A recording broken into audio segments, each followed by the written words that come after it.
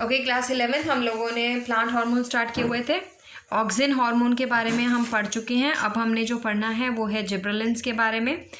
Gibberellin hormone जो थे वो, इनकी खोज कैसी हुई पहले ये देखते हैं। जिब्रेलिन हार्मोन्स जो थे वो जापान में धान की फसल में ना कुछ पौधे ऐसे थे जो बहुत ज़्यादा लंबे हो गए थे और उनकी पत्तियां पीली पड़ गई थी और उनके जो दाने थे वो भी कमज़ोर थे। बाद में अध्ययन किया गया तो ये एक, उन्होंने कहा कि ये एक रोग है, जो रोग एक फंगस के द्वारा होता है, कवक के द्वारा होता है, जिब्रेला फ्यूजिक्यूरी। ठीक है, तो इस फंगस के द्वारा ये रोग होता है और उन्होंने अपनी लैंग्वेज में इस फंगस को बैकने, बकाने या बैकने डिजीज का नाम दिया। बकाने का मतलब होता है फुलिश सीडलिंग। क्या मतलब होता है इसका? Foolish seedling, right. तो ये बाद में इनका अध्ययन कर जापानी वैज्ञानिक कुरोसावा ने यह सिद्ध किया कि यदि इस कवक द्वारा स्रावित रस को धान के स्वस्थ पादपों पर भी छिड़का जाएगा तो उनमें भी ये रोग के लक्षण जो हैं वो डेवलप्ड हो जाते हैं। तो जिब्रेलिन भी एक हार्मोन है, एक कमज़ोर अम्लीय वृद्धि हार्मोन है। कमज़ोर अम्लीय वृद्धि हार्मोन मतलब इतना स्ट्रॉन्ग एसिडिक नहीं है, और ये एक ग्रोथ हार्मोन है, राइट। उसके बाद याबूता और हयाशी ने 1935 में सबसे पहले इस हार्मोन को कवक से अलग किया तथा इसका नाम जिब्रेलिन दिया। जिब्रेलिन्स जो हैं वो उच्च श्रेणी के पादपों में नेचुरल प्रोडक्ट्स के रूप में भी पाए जाते हैं, राइट। तो पहले देखो, इनको सबसे पहले ये जो मैं आपको इसकी हिस्ट्री बता रही हूँ ना, एक तो ऑक्सिन की हिस्ट्री इसलिए समझनी थी आप लोगों को क्योंकि तब आपको उसका फंक्शन जो था फोटोपीरियोडिज्म का और जियोट्रोपिज्म का, सॉरी फोटोट्रोपिज्म और जियोट्रोपिज्म, नॉट पीरियोडिज्म, फोटोट्रोपिज्म और जियोट्रोपिज्म का फंक्शन आपको तभी समझ में आता उसका जब आपने उसकी पूरी अच्छे से हिस्ट्री सुनी। अब ये जो हिस्ट्री मैंने आपको बताई है, ये हिस्ट्री जो है आपको जो नीट वगैरह के एंट्रेंस है उसमें पूछा जाता है कि धान के फसलों में वो जो बैकने डिजीज़ है या फुलिश सीडलिंग डिजीज़ है वो किसकी वजह से हुई थी? कवक की वजह से हुई थी, राइट। लेटर ऑन कौन से हार्मोन को उसमें से एक्सट्रैक्ट किया गया था? जिब्रेलिन हार्मोन्स को उसमें से एक्सट्रैक्ट किया गया था, ठीक है। तो ये चीज़ें आपको थोड़ी सी पता होनी चाहिए। अब हमारा मेन कंसर्न है इनके फंक्शंस को करना। अब फंक्शन में देखिए, जिब्रेलिन्स जो हैं वो आनुवांशिक वनस्पतियों का दीर्घीकरण करते हैं। हमने देखा कि इनकी खोज भी ऐसे ही हुई है कि जो प्लांट्स थे, हमारे धान के पौधे थे, वो लंबे दिखने लग गए थे, पत्तियां पीली पड़ गई थी, सीड्स कमज़ोर हो गए थे, पर उनकी लंबाई बहुत ज़्यादा बढ़ गई थी। इसीलिए जो जेनेटिकली ड्वार्फ प्लांट्स होते हैं, आनुवांशिक रूप से बौने पौधे होते हैं, अगर इन पर हम जिब्रेलिन का छिड़काव करें तो ये पौधे जो हैं उन पर लंबे हो सकते हैं, उनमें लंबाई बढ़ सकती है। फिर उसके बाद आ जाइए फ्लावरिंग के ऊपर। अगर हम जो पौधे हैं जिनमें दीर्घ प्रकाश की आवश्यकता होती है, लंबे टर्म की लाइट चाहिए और कम तापक्रम चाहिए, उस पर अगर हम जिब्रेलिन्स का छिड़काव करेंगे तो उसमें फ्लावरिंग जो है होनी शुरू हो जाती है, उनके पुष्पवृंत और पुष्प जो हैं वो निकल आते हैं और इस प्रोसेस को हम बोल्टिंग कहते हैं। पादप पर दीर्घ प्रकाश व कम तापक्रम, लो टेम्परेचर और लंबे समय के लिए जो लाइट है के स्थान पर अगर उचित सांद्रता से जिब्रेलिन का छिड़काव किया जाए तो एक लंबा पुष्पवृंत तथा पुष्प निकलता है और इस प्रोसेस को हम बोल्टिंग भी कहते हैं। और ये वाला प्रोसेस जो है वो हमें फ्रूट साइज़ बढ़ाने के काम में भी आता है। जैसे ग्रेप्स वगैरह का जो फ्रूट्स हैं उनकी जो साइजेस हैं वो कई बार आपने देखे हैं, कई बार ग्रेप्स तो वैसे तो उनके गुच्छे बड़े बड़े, जो ग्रेप्स का साइज़ है वो छोटा होता है, पर लेकिन आपने अब देखा होगा कई बार ग्रेप का साइज़ लंबे बड़े ग्रेप्स आने शुरू हो गए हैं। क्यों? क्योंकि अगर हम उन पे जिब्रेलिन का छिड़काव करेंगे तो उनके जो स्टेम है उसकी लेंथ, उसके इंटरनोडल लेंथ जो है वो बढ़ जाती है, और जब इंटरनोडल लेंथ बढ़ जाती है तो फ्रूट को ग्रो करने के लिए प्रॉपर स्पेस मिलती है। इसी तरह से गन्ना जो है उसकी भी इंटरनोड्स की लेंथ जो है वो बढ़ाने के काम आता है ताकि ज़्यादा से ज़्यादा सुक्रोज जो है उस गन्ने से हमें मिल सके, राइट। इस प्रोसेस को हम बोल्टिंग का नाम देते हैं। आगे देखिए, ब्रेकिंग ऑफ डॉर्मेंसी। प्रसुप्ति को दूर करना।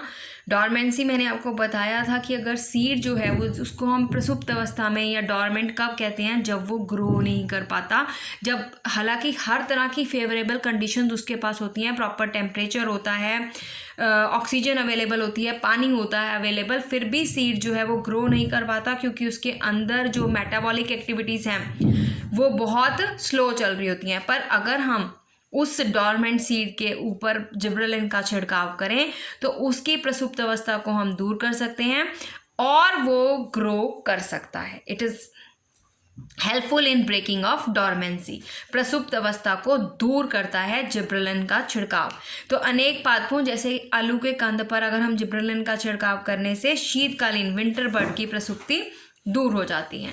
आगे देखिए पार्थेनोकार्पी। पार्थेनोकार्पी अनिषेक फलन को बढ़ावा देता है। जिब्रेलिन के छिड़काव से अनेक फलों में अनिषेक फलन होता है, यानी कि बिना निषेचन के फल का निर्माण। अनिषेक फलन मतलब बिना निषेचन के फल का निर्माण होता है और ये ऑक्सिन की तुलना में अधिक प्रभावशाली होते हैं। ऑक्सिन भी अनिषेक फलन या पार्थेनोकार्पी को प्रमोट करता है, उसी तरह से हमारे जिब्रेलिन्स भी जो हैं वो इसको प्रमोट करते हैं और ज़्यादा इफेक्टिवली प्रमोट करते हैं। आगे बीजों का अंकुरण, सीड जर्मिनेशन इन डायकॉट्स। प्रसुप्त अवस्था को तोड़ेगा तो ऑब्वियसली सीड जर्मिनेट करेगा, ये दोनों एक दूसरे के साथ मिलते जुलते हैं। जब सीड की प्रसुप्त अवस्था को तोड़ेगा तो वो जर्मिनेशन में हेल्प करेगा। जिब्रेलिन्स जो हैं वो बीजों के अंकुरण में सहायक होते हैं। क्यों? बीजों के अंकुरण के समय जिब्रेलिन अल्फा अमाइलेज नामक एंजाइम का निर्माण करते हैं। एक्चुअली में ये क्या करते हैं, एंजाइम का निर्माण करते हैं और ये एंजाइम जो है बीज के अंदर के जो प्रोडक्ट्स हैं उनको तोड़ेगा, राइट। खाद्य पदार्थों की हाइड्रोलिसिस होगी तो एम्ब्रियो को खाद्य पदार्थ अवेलेबल होंगे, राइट। तो ये जो अमाइलेज एंजाइम है जो भ्रूण पोष में उपस्थित खाद्य पदार्थों का क्या करेगा, जलीय अपघटन करेगा और जिससे जो है वो खाद्य पदार्थ शर्करा में परिवर्तित हो जाएंगे और उसको एनर्जी मिलेगी भ्रूण को। जब भ्रूण को एनर्जी मिलेगी तो वो भ्रूण जो है वो डेवलप्ड होगा और सीड जो है वो जर्मिनेट हो जाएगा।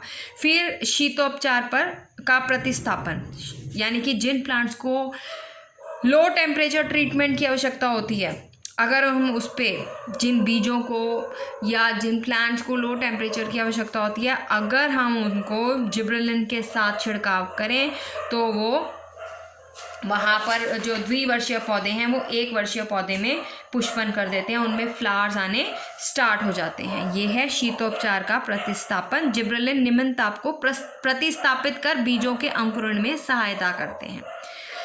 कुछ द्विवर्षीय पौधे जिनके अंकुरण के लिए कितने ताप की आवश्यकता है, 0 से 4 डिग्री सेल्सियस तक का ताप चाहिए, जिस पर वे जल्दी से पुष्पन करते हैं। और ऐसे पादपों को अगर आप जिब्रेलिन का छिड़काव करेंगे तो ये 1 वर्ष में ही अपना जीवन काल के समय समाप्त होकर बीज उत्पादन कर देते हैं। जनता का विकास, डेवलपमेंट ऑफ मेलनेस, यानी कि मेल फ्लावर्स जो हैं वो ज़्यादा होते हैं as compared to female flower अगर आप जिब्रेलिन का छिड़काव करते हो। जिब्रेलिन के प्रयोग से कुछ पादपों में प्रजननता में बढ़ोतरी होती है, जैसे कुकुरबिटेसी फैमिली होती है जिसमें खीरा लौकी वगैरह आती है, ठीक है। तो खीरा लौकी जो है वो कुकुरबिटेसी फैमिली को बिलोंग करते हैं।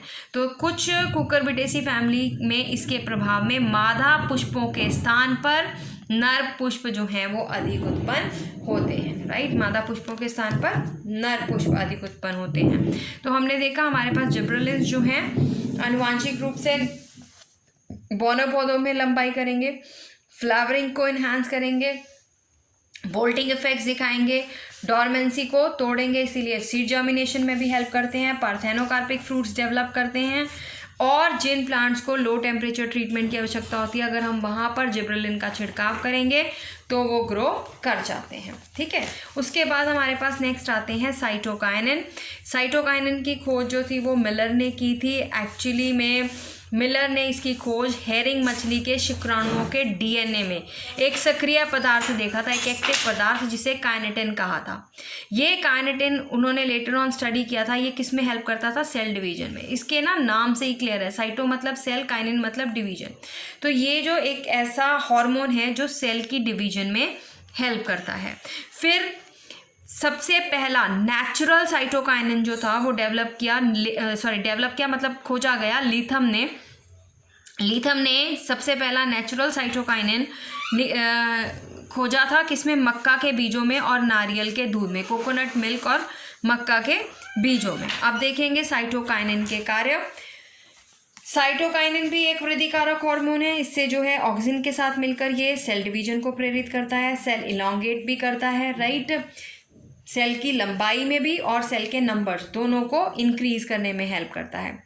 शीर्ष प्रमुखता का विरोध, हमने देखा था ऑक्सिन जो है वो क्या करता है? शीर्ष प्रमुखता के लिए रिस्पॉन्सिबल है, एपिकल डोमिनेंस करता है ऑक्सिन। पर हमारे पास ये जो साइटोकाइनिन है ये लेटरल बर्ड्स को, पार्श्व कलिकाओं को ज़्यादा ग्रो करता है और एपिकल डोमिनेंस को दबाता है। यानी कि ये पार्श्व कलियों को जल एवं खनिज लवण अधिक मात्रा में मिलने से पार्श्व कलियों की वृद्धि अधिक होती है और शीर्षस्थ कलिका जो शीर्ष पर उपस्थित होती है उसकी लंबाई को अवरुद्ध या कम कर देता है साइटोकाइनिन। यहाँ पर साइटोकाइनिन जो है वो हमारा ऑक्सिन का एंटागोनिस्टिक कार्य कर रहा है, उसके ऑपोजिट कार्य कर रहा है। ऑक्सिन एपिकल डोमिनेंस प्रमोट करता है, साइटोकाइनिन जो है वो लेटरल कलियों को, पार्श्व कलियों को की ग्रोथ को प्रमोट करता है, राइट। आगे देखिए हमारे पास जीर्णता में विलंब। जीर्णता होती है सेनेसेंस। सेनेसेंस मतलब प्लांट्स में जीर्णता का मतलब होता है एजिंग, राइट। एजिंग नहीं होने देता, प्लांट को यंग रखता है। साइटोकाइनिन के प्रभाव से पादप देरी से जीर्णता प्रदर्शित करते हैं। जैसे पत्तियां व छोटे पादप अधिक दिन तक हरे रहते हैं, यानी कि इजीली उन्हें पीले नहीं पड़ने देता। पीले पड़ेंगे तो वो ओल्ड एज का इफेक्ट आ जाता है ना, प्लांट्स में पीले पड़ जाती हैं, पत्तियां गिर जाती हैं, ओल्ड हो जाती हैं। और ये क्या करता है? उनको पीली नहीं पड़ने देता, उन्हें हरी रखता है। ये पर्णहरिम को अधिक समय तक नष्ट होने से बचाता है। बाकी इसका एक और कार्य है विभेदन, डिफ्रेंसिएशन। साइटोकाइनिन जो है वो कोशिका विभाजन के साथ साथ कुछ अंगों का भी निर्माण करता है। वो करेगा ऑक्सिन की कंसंट्रेशन के साथ। अगर कम ऑक्सिन और अधिक साइटोकाइनिन का अनुपात रहेगा, यानी कि 30 ये कम ऑक्सिन और साइटोकाइनिन अधिक होगा तो हमारे पास स्टेम ग्रो करेगी। उच्च ऑक्सिन और कम साइटोकाइनिन का अनुपात रहेगा तो जड़ ग्रो करेगी। यहाँ पर देखिए अनुपात की आपको रेशियो जो है वो दी हुई है। अधिक अनुपात में साइटोकाइनिन व ऑक्सिन प्ररोह का विकास करेंगे, जबकि कम अनुपात में साइटोकाइनिन व ऑक्सिन जड़ों का विकास करेंगे।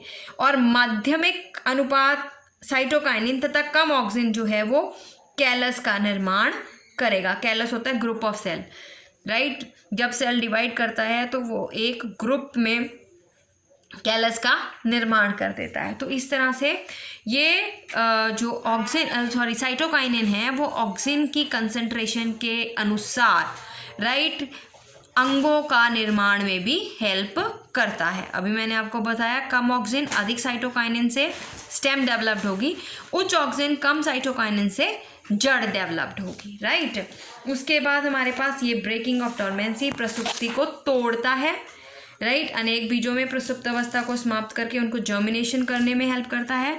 फ्लावरिंग को स्टार्ट कर देता है। शीघ्र पुष्पन अगर हमें करवाना है तो हम वहाँ पे साइटोकाइनिन का छिड़काव कर देंगे। कुछ पादपों में फ्लावरिंग को फटाफट से स्टार्ट करवा देता है और ये मादा पुष्प उत्पन्न करने में सहायक होता है। हमने वहाँ पर पीछे पढ़ा था जिब्रेलिन्स, जिससे नर पुष्प अधिक मात्रा में उत्पन्न हो रहे थे। साइटोकाइनिन से मादा पुष्प जो हैं वो अधिक मात्रा में उत्पन्न हो रहे हैं, राइट। और साइटोकाइनिन के छिड़काव से कटी हुई सब्जियां, फल जो हैं वो लंबे समय तक ताज़े बने रहते हैं। अब हमारे 2 हार्मोन्स रहते हैं, एब्सिसिक अम्ल और इथाइलिन, जो कि वृद्धि रोधक हार्मोन है। वो मैं आपकी नेक्स्ट वीडियो में लेती हूँ।